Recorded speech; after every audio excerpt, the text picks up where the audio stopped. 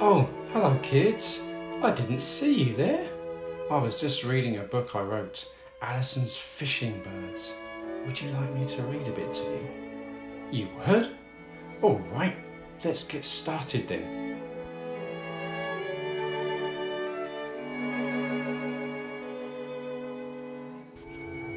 Page 15, Chapter 2, The Kingfisher.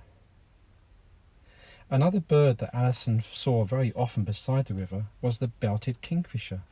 She sometimes thought they might as well have named him the laughing kingfisher or the crested kingfisher, because he laughed so loud and his crest was so large and ragged and splendidly handsome. For that matter, he was handsome all over. His slate blue back, speckled with the white-tipped feathers of his folded wings, his white throat and lower breast, his long sharp beak and bright eye with the white spot just in front of it, were handsome as handsome could be.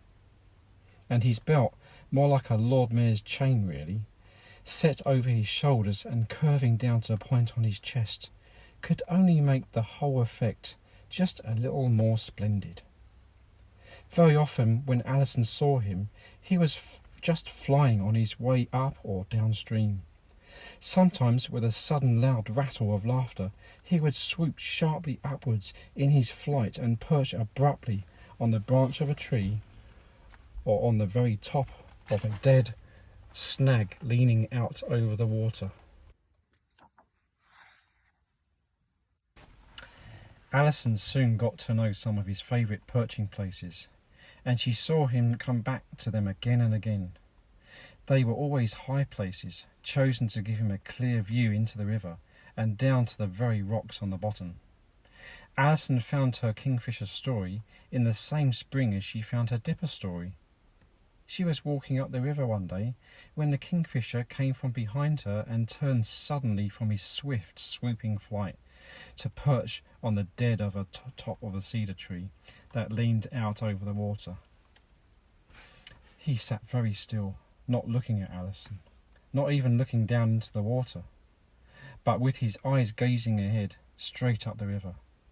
His big, strong beak was thrust forward so that his shoulders seemed a little hunched and his slender perching feet and claws held to the wood of the tree. Alison had moved forward a little, and she could see that his lower breast was pure white. The female kingfisher always has a reddish colour in her breast feathers, so she knew this one was a male. Suddenly there was a flash of slate blue and white from upstream, and another kingfisher swooped up towards the cedar top. Alison's kingfisher met him in mid-air and a few feet above the tree, and for a moment or two there was a confused hovering and beating of wings and terrible noise of harsh scolding. Then the second kingfisher turned and began to fly up and away, with Alison's kingfisher close behind him, still scolding and chattering. They went for a short distance like this. Then Alison's kingfisher turned sharply away and came swooping back to his perch. The other swung off into the woods and was soon lost among the trees. For a few moments Alison's kingfisher was very busy on his perch, ducking his beak down into his breast feathers and under his wing. Alison saw one or two downy little feathers float away from him, as though he had been pulling them out of himself, which he had. She wondered if she ought to say anything, in case he was still angry about the other kingfisher. But finally she decided she might as well. "I think you've lost one or two feathers," she said. "Naturally enough," he answered, a little harshly. "Got to keep things in shape if you want to fly well. Got to get rid of the old ones that aren't good anymore. Busy time of year, too, even with poachers around." "Aren't there enough fish for both of you?" Alison asked. She remembered what the dipper had said about catching fish, and anyway there wouldn't be much point in telling a bird called Kingfisher that maybe he'd better not catch fish. "We don't do things that way," Kingfisher said. "I always fish the same piece of river. Surely he can stick to his own place.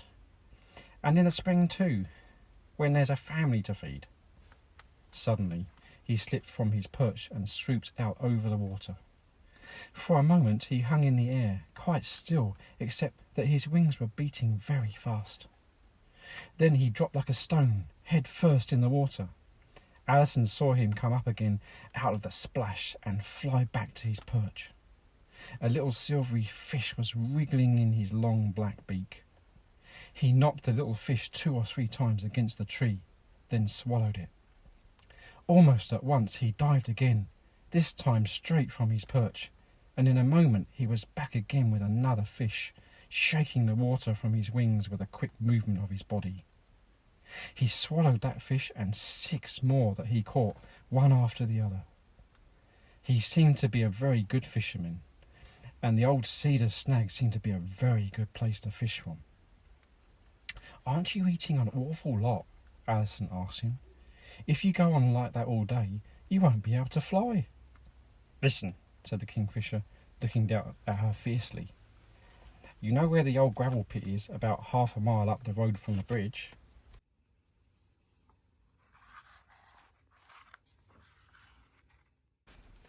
"Yes," Alison told him. "That's where your nest is, in a hole in the bank. I've seen you go in there." "Well, there's a bunch of youngsters in that nest, and they've got to eat something, haven't they?" "Yes," Alison said. "Well, that's what I'm doing, getting food for them." Alison looked puzzled. "But what good is it going to do if you eat all the fish yourself?" "I can spit them up again, can't I?" said the Kingfisher. And while Alison was still thinking about that, he slipped from his perch again and went off downstream with a loud rattle of laughter to take the fish back to his nest.